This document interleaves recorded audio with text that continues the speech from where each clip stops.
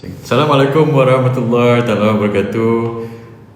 Selamat sejahtera tuan-tuan. So tengah hari ni, so saya tengah buat live lah untuk kita update susun semasa. Saya ada buat podcast tapi saya tengah edit lah. So bila buat podcast ni dia kena buat banyak post production. So ada editing sebab saya ada tetamu. Nanti petang saya akan post video yang saya buat semalam, podcast dengan datuk-datuk lembaga adat luar Sungai Ujong tuan-tuan. So semalam is very interesting video. Ada saya jemput 3 orang datuk lembaga adat Sungai Ujong yang tekanan. Datuk Andulika Sazali, lepas tu Yang Mulia Datuk Maharaja Lela Abdul Muhti, dan Datuk seorang lagi Datuk pemula Sungai Ujong. So sekejap lagi saya akan publish. Very interesting discussion, lebih kurang 1.5 jam semalam, dan mereka cerita daripada awal sampai akhir macam mana krisis ni berlaku. So kita kena pergi Pilihan Raya Negeri Sembilan ni sebab pembubaran DUN ini adalah disebabkan oleh krisis adat ini. So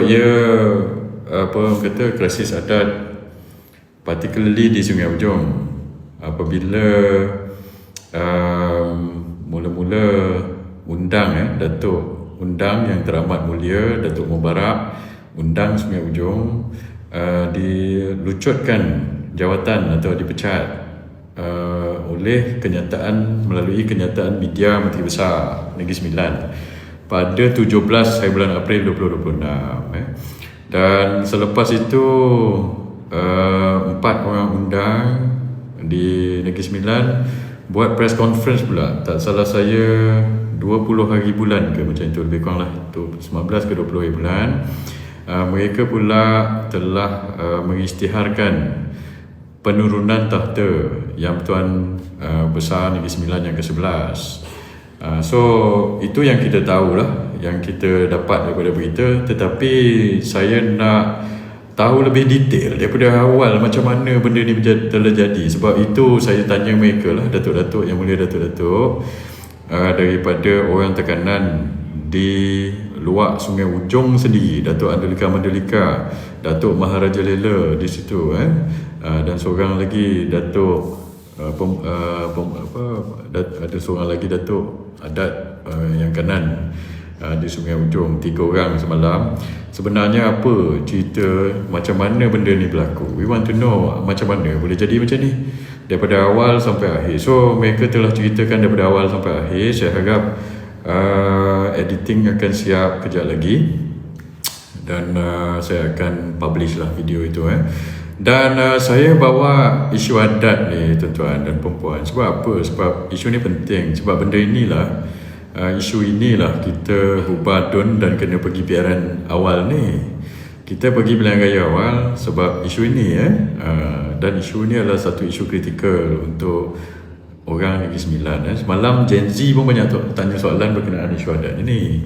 Walaupun Anwar Ibrahim lah, Anthony Loke lah tak bagi kita cerita pasal isu adat ini, tapi itu tak fair lah. Sebab apa? Pihak mereka duk cerita pasal isu adat ni, buat podcast lah kan?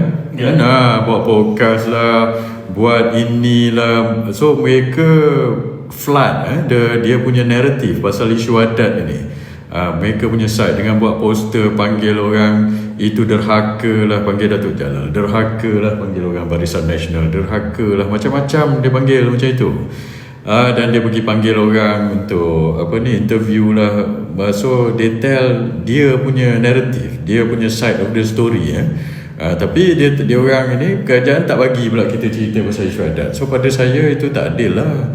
So sebab itu saya tengok untuk rakyat membuat keputusan berkenaan isu ini, maka kita perlu tahu both side of the story baru fair. So daripada pihak PH, pihak MB Amin Menteri Besar, dan juga sekarang kita nak tahu daripada pihak undang datuk-datuk undang ni sendiri di bawah, dan bukan di bawah dan di atas. So mereka cerita sendiri. Sebab itu saya bawa isu itu tanpa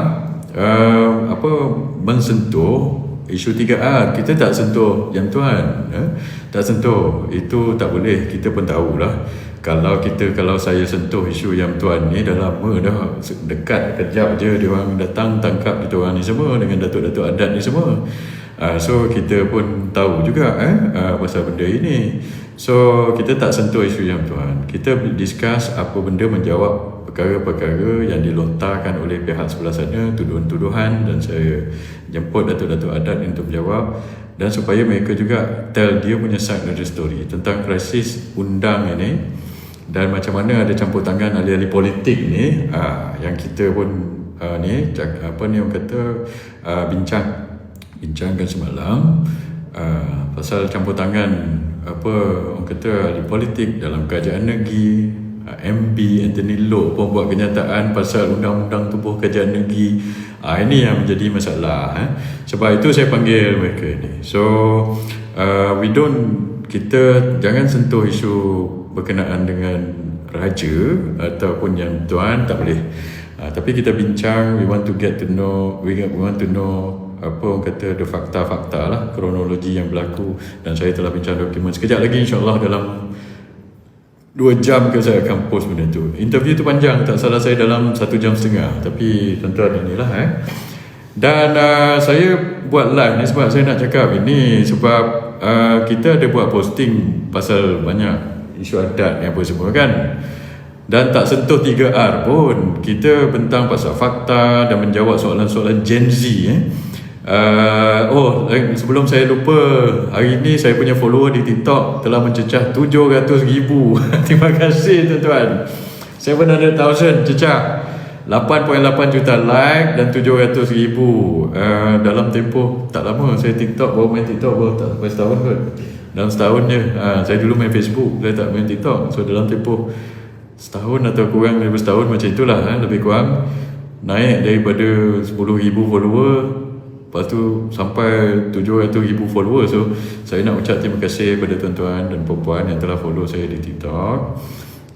Dan saya tengok kebanyakan yang follow saya sampai 700,000 ni adalah Gen Z.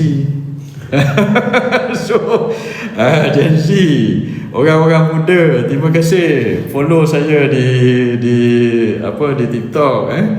Saya tahu di Facebook kebanyakan adalah umurnya adalah 30 ke atas, dan orang-orang yang berumur sikit lah di Facebook. Tapi banyak Gen Z, banyak orang muda di TikTok. So saya ingin ucap terima kasih kepada Gen Z kerana sudi follow saya dan dengar celoteh saya, perbincangan saya ni kan. Sebab itu juga podcast saya panggil Gen Z, sebab saya tengok Gen Z ni minat politik dan mereka punya pengetahuan juga.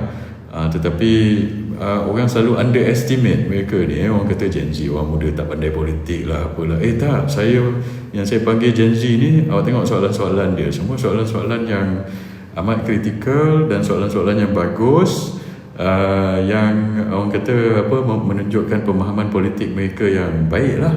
Itu Gen Z tu yang tanya saya soalan banyak. Dan semalam yang tanya datuk-datuk adat, itu pun Gen Z juga. Yang tanya soalan tu, tengok. Cuma saya nak cakap, video-video, klip-klip video yang kami buat, post pada saya punya platform, tiba-tiba hilang, banyak hilang. Gen Z sendiri bagi tahu saya, kata Tuan Hisham, video yang kita post dah tiba-tiba tak ada dah. Macam mana ni? So saya nak tanya kat sini, siapa yang mendengki sangat ni, duk delete video saya ni? Aduh, kita tak adalah bincang isu 3R ke, isu ni ke. Kalau kita orang ni duk fitnah-fitnah orang, buat fake news palsu dah lama dah. Kena rampas telefon, kena tangkap apa benda semua. So kita pun bukan bodoh. Takkanlah kita orang banyak orang kata nak membazir beli telefon banyak kali. Betul. Saya pun tak nak membazir telefon kena beli banyak kali apabila dirampas telefon. So kita pun pandai jugalah. So kita cuba elakkan benda itu. So sebab itu kita tak ada bincang isu-isu yang membuatkan orang kata ada pihak-pihak mengambil kesempatan ke nak rampas telefon ke dan sebagainya, atau mengambil tindakan undang-undang. Kita pun tahu kita ini. So persoalannya, kenapa lah pula nak delete video saya ni? Kamu ingat nak buat video ni senang ke? Siapa-siapa yang berdengki ni, yang si delete video saya, kan, nak buat video ni, dia orang nak kena edit, nak kena ini, lepas tu kan bila publish dapat puluh-puluh ribu, yang kena delete satu video tu tak salah saya ada 200,000 view dah. Ini pasal penerangan daripada seorang orang adat, pandangan dia berkenaan dengan adat di bawah. Itu dia punya perspektif, dia punya POV, bukan dia fitnah orang ke apa. Dia cakap pandangan dia, POV, point of view dia berkenaan dengan fakta ini yang berlaku di bawah. Itu pun kamu delete lepas 100,000, 200,000 view itu. So siapa yang koyak ini? Saya nak tahu. Mungkin esok lepas kita jadi kerajaan balik, saya nak siasat balik lah. Siapa yang apa ni orang kata abuse of power ni, kan, menyalahgunakan kuasa. Sebab bukan senang tau nak buat video ni, ada cost dia, ada ini, ada usaha dia. Kamu duk delete ikut suka hati kamu. Esok bila kita dah menang, esok tengoklah. Kalau kita ada masa, kita siasat balik siapa yang abuse power ni, kita ambil tindakan. Sekarang ni of course lah, bila kamu berkuasa, kamu pandai-pandai lah. Whoever lah, saya tak tahu sekarang ni. Whoever siapa yang makan cili dia terasa pedas lah. Whoever yang bertanggungjawab. Kamu suka-suka je lah nak ambil tindakan begini yang menyusahkan orang dan sebagainya. Mana? Berapa banyak video kita delete? Banyak video kena delete. Aduh, kan saya cakap semacam Datuk Adat tu semalam, dia cakap apa tau? Bila Gen Z tanya, kata apakah tindakan yang kita boleh ambil kepada orang-orang yang melanggar adat ni? Kamu tahu dia cakap apa? Dia kata tindakan kita serah kepada Tuhan. Dia kata kalau dia orang ni kena tulah lah, dia cakap. Saya pun nak cakap macam ni lah. Siapa yang mendengki pada saya tu, kan, kalau kamu kena tulah pokok kembung ke apa ke, itu kamu jawab lah. Bukan, saya bukan macam Sani. Si Sani doakan orang apa, dia kata sakit perut ke apa. Saya tak doakan kamu sakit perut. Tapi itu bila kamu naik orang, kamu mendengki, kan, walaupun kita tak doakan apa, Allah SWT, Tuhan dia tengok, ini apa kerja kamu ni, dengki ni. Orang susah-susah nak keluarkan video, nak edit, nak ini apa benda semua, nak beli equipment kan. Sekali kamu mendengki, delete video orang ini, esok kamu kena kifarah, kamu kena karma ke apa kan. Itu kamu terimalah dia punya. Bahasa Datuk Adat sebenarnya tulah. Dalam Islam dia panggil kifarah. Yang agama lain dia panggil karma. Kita tak adalah pula nak buat solat-solat hajat nak kena dengan kamu, tidak. Tapi kamu yang menyaya ni, orang yang apa menzalimkan orang ni, pandai-pandai lah. Esok kalau satu hari kamu perut buncit kan, kembung ke apa, kamu tahulah apa kamu punya kesalahan. Itu je lah nak cakap. Aduh, apa cerita? Ada soalan, apa cerita sakau duit KWSP? Inilah saya tengah tak banyak info yang detail kita dapat daripada pihak kerajaan. Mereka pun tak bagi tahu sangat. Cuma itu hari Anwar Ibrahim ada cakap apa ni di parlimen, dia kata ada kerugian lah, lebih kurang macam itu. Lepas itu tiba-tiba semalam saya tengok ini siapa ni, Zafrul ini, dia dah tak relevan ke mana? Tak relevan dah.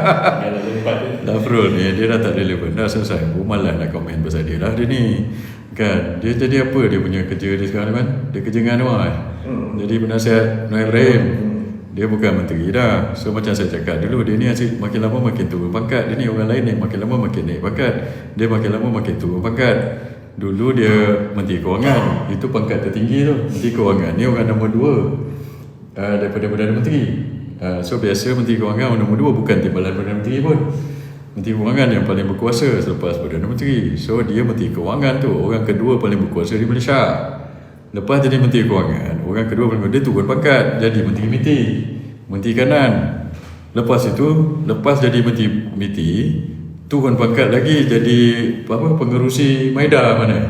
Pengerusi Maida. Lepas tu turun pangkat lagi jadi pegawai Perdana Menteri. Orang lain terbalik, Zafrul. Orang lain jadi pegawai Perdana Menteri atau pegawai menteri. Lepas tu jadi pengerusi agensi. Lepas tu jadi menteri. Lepas tu jadi Menteri Kanan. Lepas tu jadi Menteri Kewangan, Menteri Tekanan. Engkau ni terbalik. So macam mana? Lepas ni mungkin dia jadi penasihat menteri. Lepas ni mungkin dia jadi pegawai khas kot. PTTK. So apa kerja kau ni Zafrul? So Zafrul ada buat komen pasal kuap ni. Okey, kita dengar. Zafrul ni komen. Ada ni tak? Kuap besar. Pertama sekali angka 200 juta ringgit itu tidak betul. Berdasarkan penjelasan rasmi kuap, jumlah sebenar yang dilaporkan ialah 163 juta ringgit. Jadi apa cerita sebenarnya? Kuap melabur 163 juta ringgit dalam e-fishery di sebuah syarikat teknologi aquaculture dari Indonesia. Dan ketika itu e-fishery bernilai sekitar 1.4 bilion US dollar. Kuap tak masuk melabur seorang diri. Kuap cuma pegang 2.51% saham. Ini pelabur yang minoriti. Majoriti pegang oleh pelabur lain. Termasuk dana pelaburan kerajaan ada orang komen kan saya komen. Begitu juga aplikasi pelaburan teknologi Jepun. North Star yang dah lama melabur di Indonesia dan 42X Fund dari Abu Dhabi. Maksudnya dah putih dah gambarnya. Jauh lebih besar dari Kuap dan ada yang memang berpengalaman dalam pasaran Indonesia. Tetapi hasil siasatan kemudiannya mendapati pengurusan e-fishery telah memalsukan pernyataan kewangannya selama bertahun-tahun. Maksudnya Kuap dan juga pelabur-pelabur lain membuat keputusan berdasarkan maklumat kewangan lompat-lompat kangaroo dia cakap komen man. Pengasas e-fishery kemudian didakwa dan dijatuhi hukuman penjara 9 tahun. Ini kerana pecah amanah dan juga pengubahan wang haram. Ada yang tanya, Kuap ni tak buat due diligence ke? Cadangan pelaburan ini dinilai oleh pasukan pelaburan Kuap sebelum diluluskan oleh panel pelaburannya. Jadi memang adalah due diligence. Tapi penipuannya sangat terancam sehingga pelabur besar yang saya sebut tadi, Masih, Softbank dan sebagainya pun turut tertipu. Apa tindakan Kuap sekarang? Kuap dah jelaskan. Semakan dalaman menyeluruh sudah pun dibuat dan tindakan susulan sudah pun diambil. Kuap juga sedang menggunakan Okey dah lah panjang cakap video kau ni macam ni. Okey, siapa nak tahu lebih lanjut pergi dekat kan kita promote dia punya ni pula. Aduh, okey macam ni. Dia ada beberapa perkara yang Zafrul ni nak backing Kuap. Bayangkan dia ni man. Orang lain tak ada nak backing Kuap, dia seorang backing Kuap. Apa hal? Bahkan bukan backing Kuap, backing benda inilah. Zafrul nombor 1.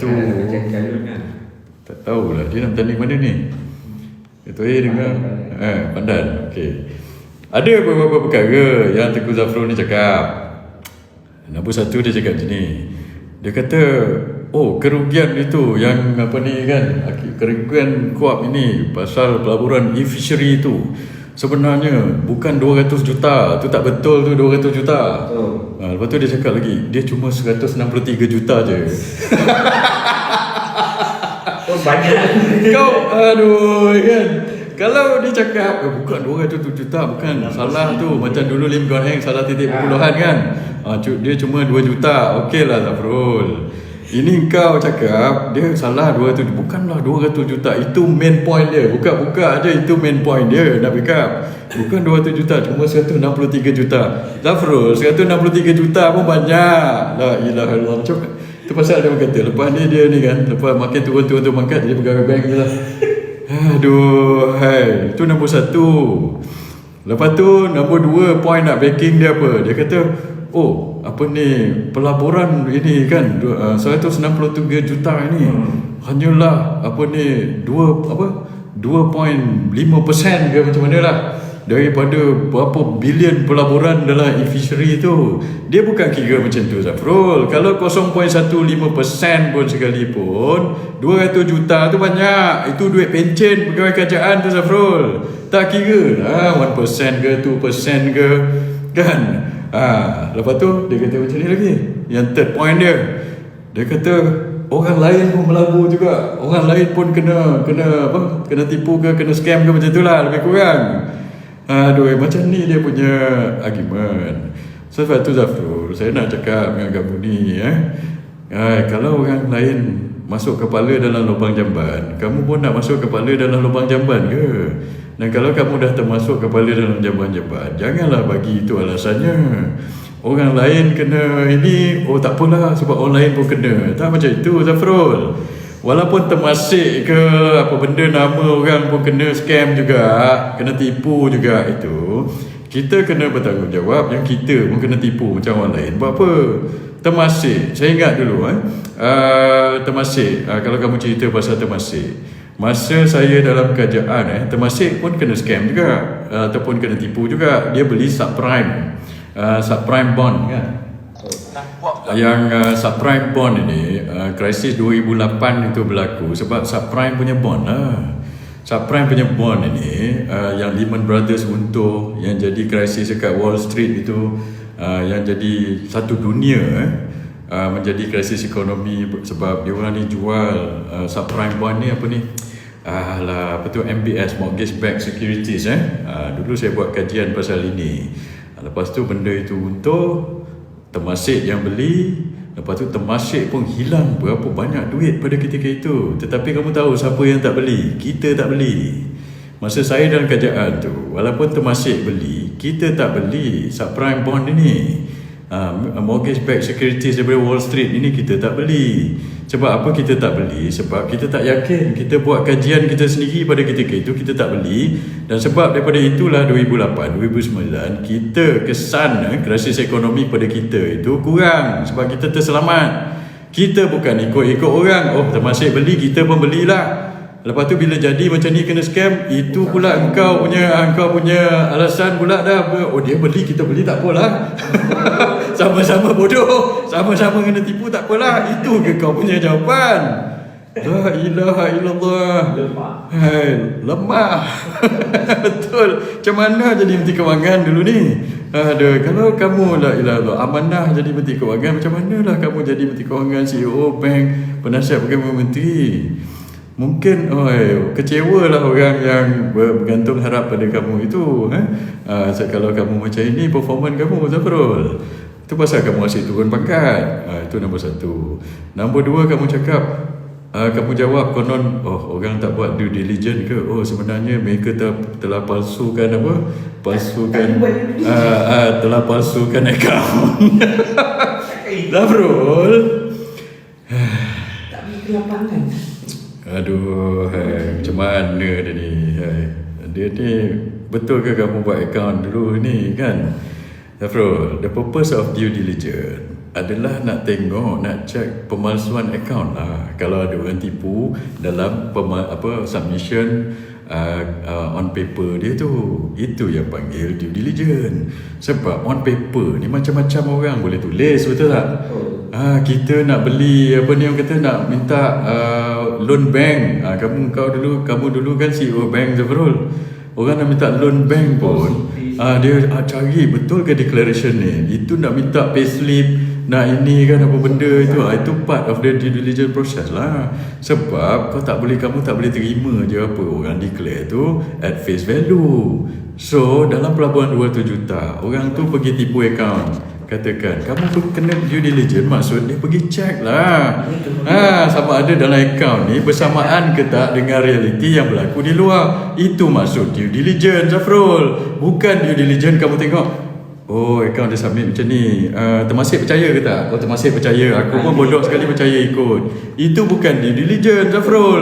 Kalau orang yang kamu amanahkan itu buat due diligence, dia sign off on this, maksudnya dia tak buat due diligence dengan betul. Dia pun kena scam lah maksudnya. Itu maksudnya due diligence banggang. Kalau dia buat due diligence begitu, siapa yang pergi buat due diligence ni?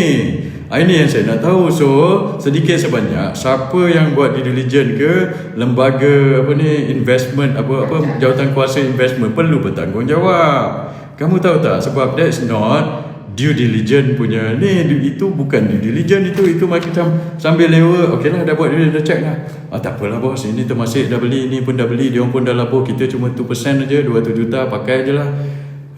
Itu maksudnya kamu negligent tau, bukan due diligence. Kalau saya nak sebut lah, kalau saya nampak begitu kan, itu macam daripada kita kan, nampak ini bukan due diligence, ini macam bau-bau negligent.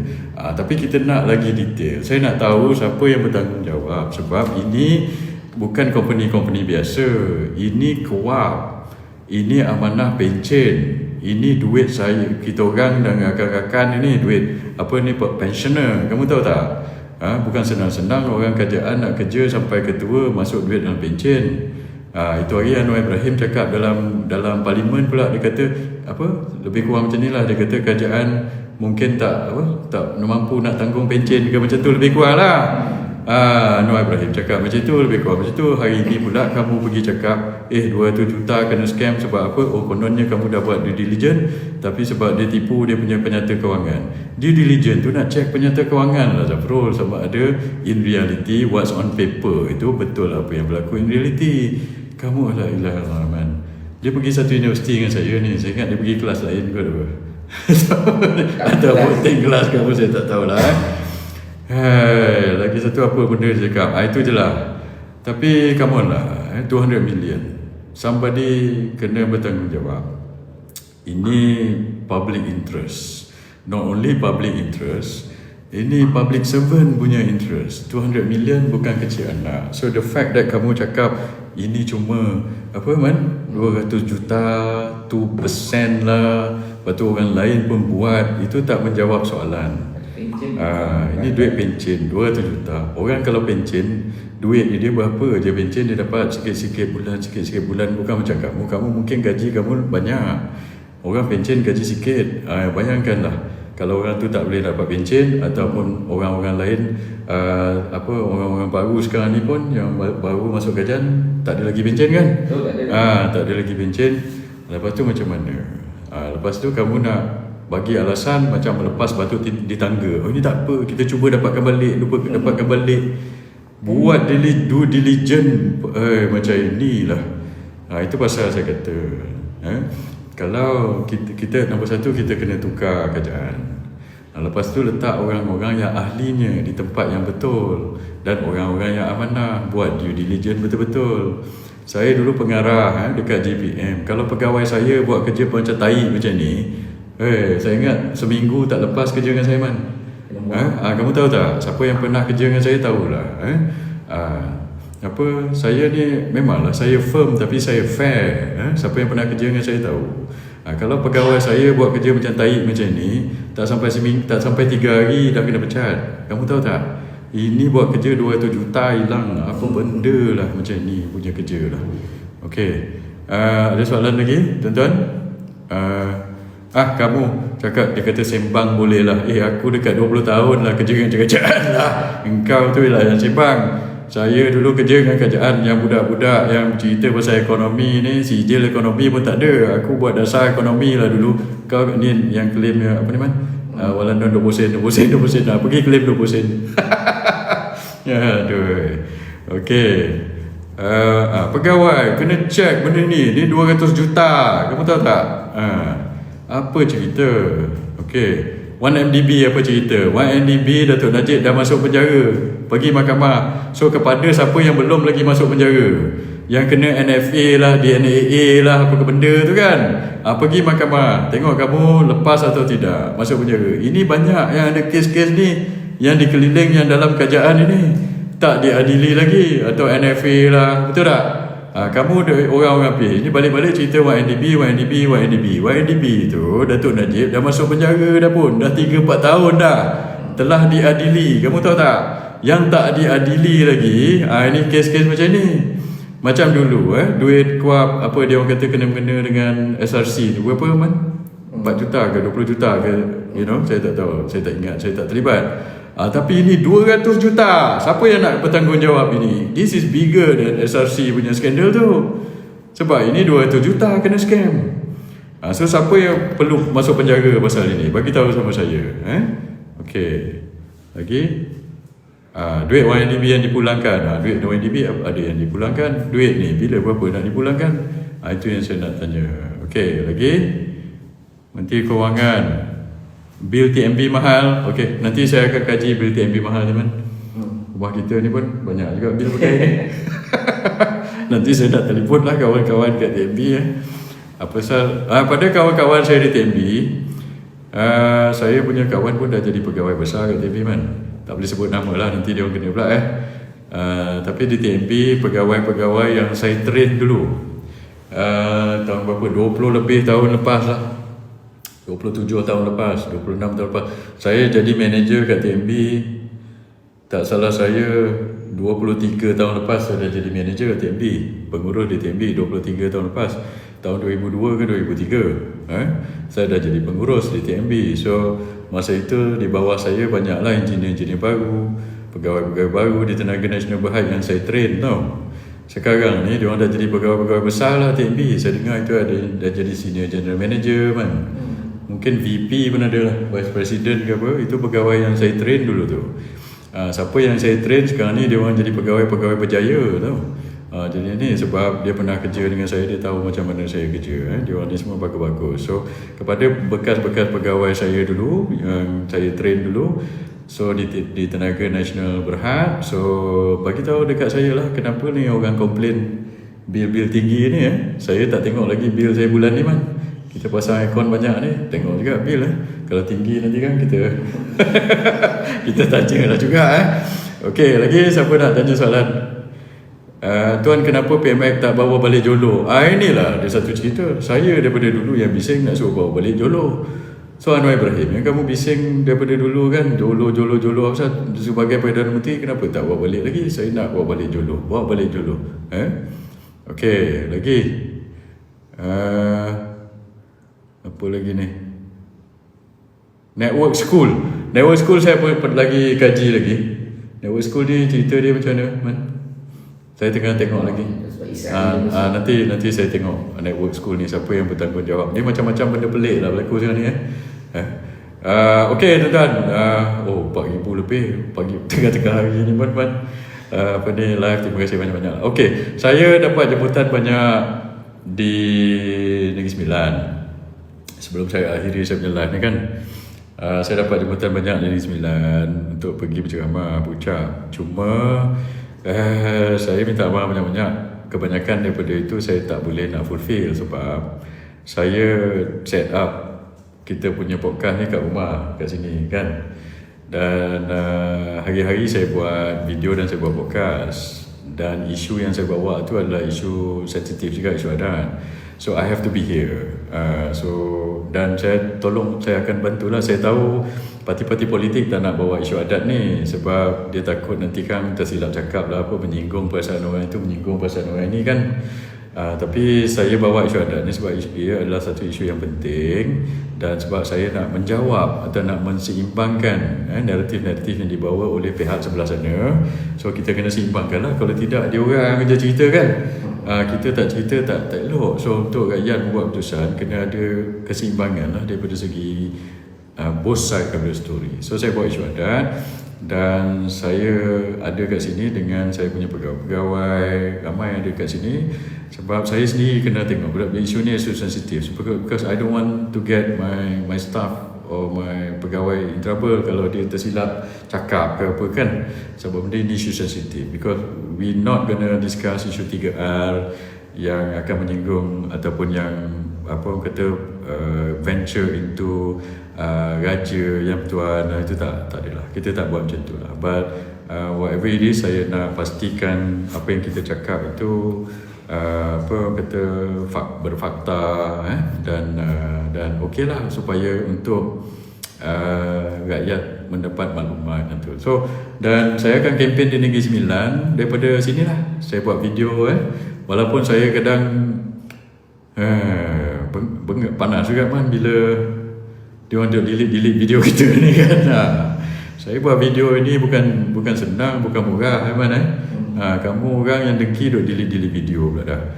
But I will keep buat video lah untuk maklumat kepada rakyat di Negeri Sembilan dan rakyat di seluruh Malaysia daripada sini untuk perbincangan daripada orang-orang yang kita jemput dan saya akan bantu kempen daripada sini. Walaupun ada esok orang adat jemput saya kan man.